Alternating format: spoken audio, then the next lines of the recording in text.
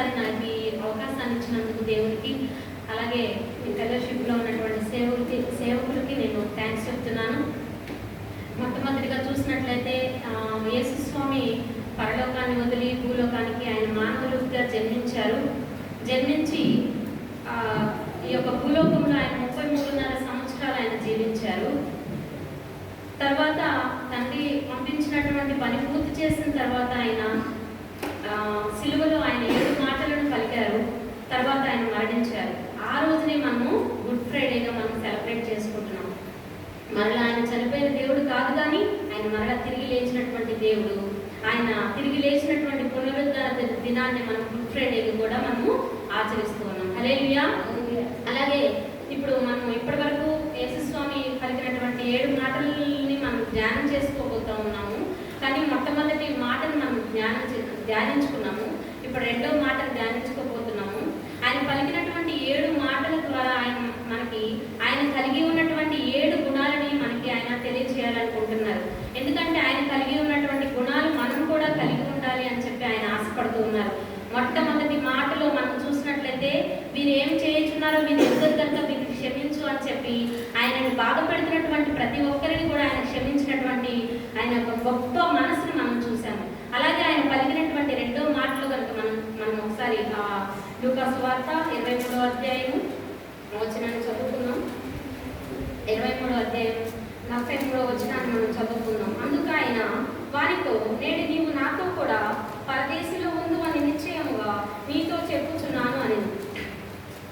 ఇక్కడ యేసుస్వామి దొంగతో మాట్లాడుతున్నటువంటి మాట ఈ యొక్క రెండవ మాట. అంటే ఆయన దొంగ ఏమడిగాడు, దానికి సమాధానంగా యేసుస్వామి ఏం సమాధానం చెప్తున్నారు అని మనం కొంచెం ముందుకెళ్ళినట్లయితే, అక్కడ గొల్గొతా అనే కొండపైన కపాలమనబడినటువంటి ఆ యొక్క స్థలంలో యేసుస్వామికి సిలువ వేశారు. మామూలుగా రోమా ప్రభుత్వం వారు ఈ సిలువ అనేటటువంటిది ఎటువంటి వారికి వేస్తారు అంటే, నేరస్తులకి, క్రిమినల్స్కి, పాపం చేసినటువంటి వాళ్ళకి, తప్పులు చేసేటటువంటి వాళ్ళకి, అటువంటి క్రూరమైనటువంటి అంటే ఇంకొక మనిషిని చంపేటటువంటి స్వభావం కలిగినటువంటి వ్యక్తులకి ఈ యొక్క సిలువ మరణం సిలువ శిక్షని విధిస్తారనమాట. అయితే ఈ యొక్క కొండపైన కల్వరి సిలువలో యేసుస్వామికి ఇక్కడ సిలువ వేశారు. అయితే యేసుస్వామి ప్రతి ఒక్కరికి ఆయన మంచి చేసినటువంటి వ్యక్తే, కానీ ఆయన ఎవరికి కూడా ఏ అపకారం చేయలేదు. కానీ ఇక్కడ యేసుస్వామితో పాటు 2 దొంగలకి అక్కడ సిలువను వేయడం జరిగింది. మధ్యలో యేసుస్వామిని ఉంచారు. కుడి ప్రక్క ఒక దొంగని, ఎడమ ప్రక్క ఒక దొంగని, అక్కడ 2 దొంగలకి అక్కడ సిలువ వేశారు. అయితే యేసుస్వామికి తలపైన ముళ్ళ కిరీటం పెట్టారు, చేతులకి మేకులు కొట్టారు, కాళ్ళకి మేకులు కొట్టారు. అంత మాత్రమే కాదు, కానీ ఆయన యొక్క శరీరాన్ని కొరడాలతో ఎన్నో నానా విధాలుగా ఆయన శరీరాన్ని హింసించారు. ఎంతో ఆయన శరీరం ఎలా ఉందంటే చాలా అలసిపోయినటువంటి పరిస్థితిలో ఉంది. అటువంటి పరిస్థితిలో ఇక్కడ యేసుస్వామి పక్కన 2 వైపులా 2 దొంగలకి అక్కడ సిలువ వేశారు. ఆ 2 దొంగలు ఎటువంటి వాళ్ళు అంటే క్రిమినల్స్, అంటే ఇంకొక వ్యక్తుల్ని చంపడానికి కూడా వాళ్ళు వెనుతీరు, పాపాలు చేసినటువంటి వాళ్ళు. ఇటువంటి వ్యక్తుల మధ్య యేసుస్వామికి అక్కడ సిలువ వేశారు. కానీ ఆయన ఏ పాపము ఏ తప్పు చేయలేదు. కానీ తప్పులు చేసినటువంటి, పాపాలు చేసినటువంటి 2 దొంగల మధ్యలో యేసుస్వామికి ఇక్కడ సిలువ వేశారనమాట. అయితే అయినా కానీ అటువంటి శ్రమలో ఉన్నటువంటి పరిస్థితుల్లో కూడా యేసుస్వామి మొదటి మాటని పలికి ఉన్నారు. ఆ మాటలో ఆయన అందరినీ క్షమించాడు. ఆయన కాదు, ఇంకా తండ్రి అయినటువంటి దేవునికి మొరపెట్టుకుంటూ ఉన్నాడు. ఏమంటే వీళ్ళు ఏం చేస్తున్నారో వీళ్ళకి తెలియదు కనుక వీరిని క్షమించు అని తండ్రితో ఆయన మొరపెట్టుకుంటూ ఉన్నాడు. అట్లా ఆయన హింసించినా కానీ ఆయన వాళ్ళని క్షమించినటువంటి స్వభావం కలిగినటువంటి వ్యక్తిగా చెప్పుకోవచ్చు. అలాగే నెక్స్ట్ ఈ యొక్క రెండవ మాటలో మనం చూసినట్లయితే, ఇక్కడ 2 దొంగలు మధ్యలో ఆయనకి వేసినప్పుడు అక్కడ 2 దొంగలకి మధ్యలో యేసుస్వామికి సిలువ వేశారు. అయితే ఒక దొంగకి యేసుస్వామికి, ఇంకొక దొంగకి యేసుస్వామికి ఎంత సేమ్ అంటే సమానమైనటువంటి గ్యాప్ ఉంది. ఆ యేసుస్వామి మాట్లాడే మాటలు దొంగలకి వినపడుతుంది, దొంగలు మాట్లాడే మాటలు యేసుస్వామికి వినపడతాయి. హల్లెలూయా. అయితే 2 దొంగల మధ్యలో యేసుస్వామికి అక్కడ సిలువ వేసినప్పుడు అక్కడ ఫస్ట్ మాటగా ఆయన పలికినటువంటి మాటని 2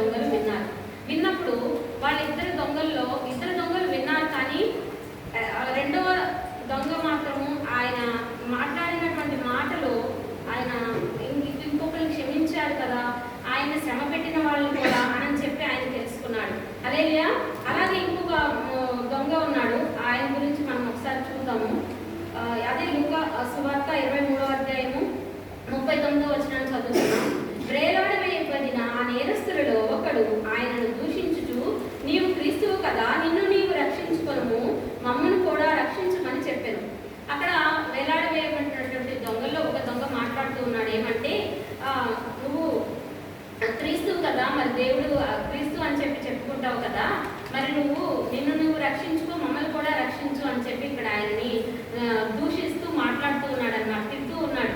అంటే అక్కడ ఆయన పొగడటం లేదు కానీ ఆయనని తిడుతూ ఉన్నాడు అనమాట. ఆయన సిలువ పైనే ఉన్నాడు కానీ ఆయన చేసినటువంటి తప్పుల్ని యేసుస్వామి పైన రుద్దటానికి అక్కడ చూస్తూ ఉన్నాడు అనమాట. ఆయన తప్పులు చేసి అక్కడ సిలువ మీద ఉన్నాడు కానీ యేసుస్వామి ఏ తప్పు చేయకపోయినా కానీ ఆయన కూడా సిలువలో ఉన్నాడు కానీ ఆయన యేసుస్వామి పైన దూషించే విధంగా మాట్లాడుతున్నాడు అనమాట. మనం కూడా కొన్నిసార్లు మనం చేసినటువంటి తప్పులు కప్పిపుచ్చుకోవడానికి ఇంకొకరి పైన మనము వేస్తూ ఉంటాం. అటువంటి స్వభావాన్ని ఇక్కడ ఈ యొక్క దొంగ కూడా కలిగి ఉన్నాడు అనమాట. తర్వాత 40వ వచనం చదువుకుందాం. అయితే రెండవ వాడు వారిని గద్దించి, నీవు అదే శిక్షా విధిలో ఉన్నావు కదా, కనుక దేవునికి భయపడవా? ఈ రెండవ దొంగ ఎవరైతే ఉన్నారో అతను మాట్లాడుతున్నాడు అనమాట. ఈ మొదటి వ్యక్తి మాట్లాడేటటువంటి మాటలు విని ఆయనని గద్దిస్తూ ఉన్నాడు. ఎందుకు నువ్వు అట్లా మాట్లాడతావు అని చెప్పి ఆయనని గద్దిస్తూ ఉన్నాడు అనమాట. నువ్వు అంటే ఈ సిలువలోనే శిక్ష అనుభవిస్తూ ఉన్నావు, అయినా కానీ నువ్వు ఎందుకు అట్లా మాట్లాడుతూ ఉన్నావు అని చెప్పి ఆయన చెప్తూ ఉన్నాడు అనమాట. నువ్వు దేవునికి భయపడవా? అక్కడ ఈ యొక్క రెండవ దొంగ ఏం గ్రహించాడు అంటే ఆయన ఒక దేవుడు అని గ్రహించాడు. హల్లెలూయా. అంటే ఆయన ఎక్కువసేపు కూడా సిలువలో ఉన్నది కొన్ని గంటలే, అయినా కానీ ఇద్దరు దొంగలు అక్కడ ఆయన పలికిన మొదటి మాట ద్వారానే ఆయన ఒక దేవుడు అని ఆ రెండవ దొంగ గ్రహించాడు. హల్లెలూయా. అట్లాగే మనం ఇంకొక వచనంతో చదువుతున్నాము. నెక్స్ట్ 41వ వచనం. మనకైతే ఇది న్యాయమే, మనము చేసిన వాటికి తగిన ఫలము పొందుచున్నాము కానీ ఈయన ఏ తప్పిదము చేయలేదని చెప్పి. అక్కడ వాళ్ళు ఎన్నో పాపాలు చేసి ఎన్నో తప్పులు చేసి ఎంతో మందిని చంపి వచ్చి ఆ యొక్క శిక్షను అనుభవిస్తూ ఉన్నారు కాబట్టి వాళ్ళకి ఆ శిక్ష వాళ్ళు అనుభవించడానికి వాళ్ళు అర్హులే. కానీ ఈయన ఏ తప్పు చేయలేదు కానీ వాళ్ళతో పాటు సమానంగా అక్కడ శిక్ష వేశారు కాబట్టి ఈ రెండవ దొంగ గ్రహించి ఆయన ఒక దేవుడని తెలుసుకున్నాడు. అంత మాత్రమే కాదు కానీ ఈ శిక్షకైతే మనం ఎన్నో తప్పులు చేశాం కాబట్టి మనం అర్హులమే కానీ ఆయన ఏ తప్పు చేయలేదు కాబట్టి ఆయన ఈ శిక్షను పొందడానికి అర్హుడు కాదు అని ఆయన చెప్తూ ఉన్నాడు అనమాట. నెక్స్ట్ 42వ వచనం. ఆయన చూచి, యేసు, నీవు నీ రాజ్యంలోనికి వచ్చినప్పుడు నన్ను జ్ఞాపకం చేసుకొనుము. ఇక్కడ చూసినట్లయితే ఆయన యేసు అని పిలుస్తూ ఉన్నాడు అనమాట. యేసు అంటే రక్షకుడు అని అర్థం. హల్లెలూయా. ఆయన లోక రక్షకుడుగా ఆయన మన కొరకు ఆయన శరీరధారి ఇక్కడికి వచ్చినటువంటి వాడు. ఎవరు కూడా నశించుకోకూడదు అనేటటువంటి ఒక ఉద్దేశంతో మన యొక్క శాపాల నిమిత్తం మన యొక్క పాపాల నిమిత్తం ఆయన యొక్క శిలువ శ్రమలను ఆయన అనుభవించినటువంటి దేవుడు. ఎవరు కూడా నశించుకోకూడదు, అందరూ కూడా నిత్య రాజ్యంలో ప్రవేశించాలి అనేటటువంటి ఆయన ఇక్కడ యేసు అంటే రక్షకుడు అని అర్థం. ఆయనను చూసి, యేసు, నీవు నీ రాజ్యంలోనికి వచ్చినప్పుడు నన్ను జ్ఞాపకం చేసుకును. ఈ రాజ్యము అనేటటువంటి ఉంటుంది, ఒక రాజు ఉంటుంది. రాజును పరిపాలించేది రాజ్యం కాబట్టి ఆయన రాజు అని తెలుసుకున్నాడు. ఈయన రాజు మాత్రమే కాదు కానీ ఆయన రాజాది రాజు. హల్లెలూయా. ఇక్కడ ఆయన ఒక దేవుడు అని తెలుసుకున్నాడు. రెండవదిగా ఆయన రాజాది రాజు అని తెలుసుకున్నాడు. నీ రాజ్యంలోకి నువ్వు వెళ్ళినప్పుడు ఒక్కసారి నన్ను జ్ఞాపకం చేసుకోయా అంటే ఆయన ఎన్నో పాపాలు చేశాడు కానీ చివరి నిమిషంలో ఆయన దేవుడు అని తెలుసుకొని ఆయనలో మారు మనసు అనేది కలిగింది. హల్లెలూయా. నీ రాజ్యంలోనికి వచ్చినప్పుడు ఒక్కసారి నన్ను జ్ఞాపకం చేసుకోయా అని ఆయన మొరపెట్టుకుంటూ ఉన్నాడు. హల్లెలూయా. అలాగే నెక్స్ట్ 43వ వచనం చదువుకుందాం. అందుకు ఆయన వారితో, నేడు నీవు నాతో కూడా పరదేశిలో ఉందువని నిశ్చయముగా నీతో చెప్పుచున్నాను అని. వెంటనే యేసుస్వామి అక్కడ వెంటనే సమాధానాన్ని ఇస్తూ ఉన్నాడు అనమాట. ఏమంటే ఆయన చాలా సంతోషించి ఉంటాడు. ఎంతో కఠిన హృదయం కలిగినటువంటి స్వభావం కలిగినటువంటి వ్యక్తిలో మారు మనసు కలిగింది అంటే ఆయన ఎంతో సంతోషించేటటువంటి దేవుడు. హల్లెలూయా. అట్లాగే ఆయన వెంటనే ఏం మాట్లాడుతూ ఉన్నారంటే ఆ దొంగతోటి, నేడు నీవు నాతో కూడా పరదేశిలో ఉందని నిశ్చయముగా నీతో చెప్పుచున్నాను అని. నాతో కూడా నువ్వు పరదేశానికి వస్తావు అని చెప్పి అక్కడ ఆయన మాట ఇచ్చి ఉన్నారు. నిశ్చయముగా అంటే ఇంకా ఆ మాటకి ఎటువంటి సంశయం లేదు, సందేహం లేదు. అంటే ఆయన ఏదైనా ఒక మాట ఇచ్చారు అంటే అది తప్పకుండా ఆయన చేసేటటువంటి దేవుడు, ఆయన సమయంలో ఆయన నెరవేర్చేటటువంటి దేవుడు. హల్లెలూయా.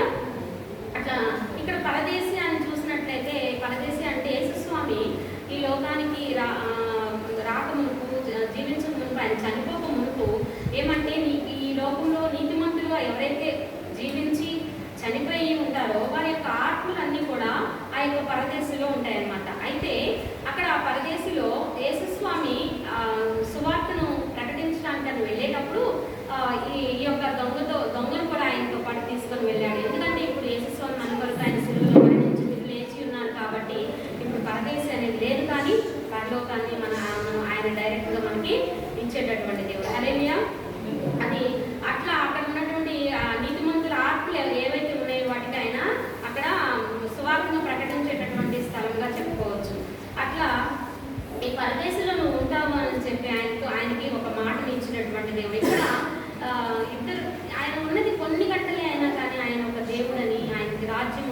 రాజాది రాజని ఆయన తెలుసుకున్నాడు. అంతే మాత్రమే కాదు కానీ ఆయన లోకరక్షకుడు అని ఆయన తెలుసుకున్నాడు. ఇక్కడ ఇద్దరు దొంగలకి కూడా సమానమైనటువంటి ఒక అవకాశం, అంటే ఒక పరలోకం అనేది కానీ ఒక నరకము అనేటటువంటి రెండు అవకాశాలు, ఇద్దరికి సమాన అవకాశాలు ఉన్నాయి. కానీ మొదటి దొంగ దానిని ఉపయోగించుకోలేకపోయాడు చివరి నిమిషంలో. ఈ మరణం అనేటటువంటిది ఎప్పుడు వస్తుందో మనం చెప్పలేము. కాబట్టి మనము సమయం ఉన్నప్పుడే మనల్ని సర్చ్ చేసుకోవాలి. ఇట్లాగే మనము ఎన్నో సంవత్సరాల నుంచి మనం ఎన్నో ప్రదేశాలలో దేవుని యొక్క వాక్యాన్ని వింటూ ఉంటాం, ఎన్నో మీటింగ్స్లో, ఇంకా టీవీల్లో ఎన్నో చోట్ల మనం దేవుని వాక్యాన్ని వింటూ ఉంటాం. కానీ ఇంకా మారుమనసు కొందరి వాళ్ళు ఉన్నట్లయితే, ఈ యొక్క దొంగలను వీళ్ళు చూసినట్లయితే ఒకళ్ళు నరకాన్ని ఎంచుకున్నారు, ఇంకొకళ్ళు పరదేశం ఎంచుకున్నారు. హల్లెలూయా.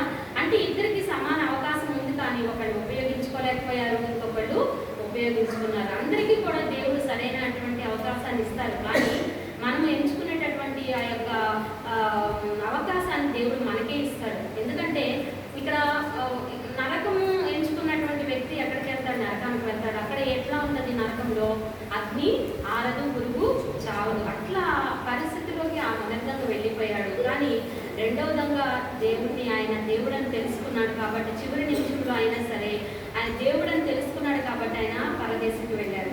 హల్లెలూయా. అంటే అక్కడ ఆయనకి సంతోషము, ఇంకా అక్కడ ఎటువంటి బాధలు, శ్రమలు, కష్టాలు ఇటువంటివి ఏవి కూడా ఉండవు. ఆ పరలోకంలో ఇవేవి ఉండవు. కాబట్టి మనం కూడా మనం పరీక్షించుకోవాలి. ఎవరైతే ఇంకా దేవుని మారుమనసు పొందని వాడు ఉన్నట్లయితే ఎన్నోసార్లు ఎన్నో చోట్ల మనం మీటింగ్స్ వింటూ ఉంటాము, ఇంకా సమయం ఉందిలే అని చెప్పి మనము దాన్ని పోస్ట్పోన్ చేసేది కాదు. కానీ దేవుడు ఆయన నిజమైన దేవుడని, ఆయనకు రాజ్యం ఉన్నదని, అలాగే ఆయన లోకరక్షకుడుగా ఆయన వదిలి మన కోసం ఆయన శరీరధారి ఇక్కడ జీవించి మన కోసం శ్రమలు అనుభవించినటువంటి దేవుడని ఆయన మనం తెలుసుకున్నట్లయితే, ఈ ఇద్దరు దొంగల్లో మొదటి దొంగలాగా కాకుండా రెండవ దొంగలాగా మనము ఆ యొక్క అవకాశాన్ని ఉపయోగించుకున్నట్లయితే ఎవరు కూడా నశించుకోరు. అందరూ కూడా పరలోకంలో ఆయనతో పాటు సంతోషంలో, నిత్య రాజ్యంలో మనము అందరం కూడా ప్రవేశించడానికి అవకాశం ఉంది. ఇచ్చినటువంటి సమయాన్ని బట్టి అలాగే రెండవ మాట దేవుడు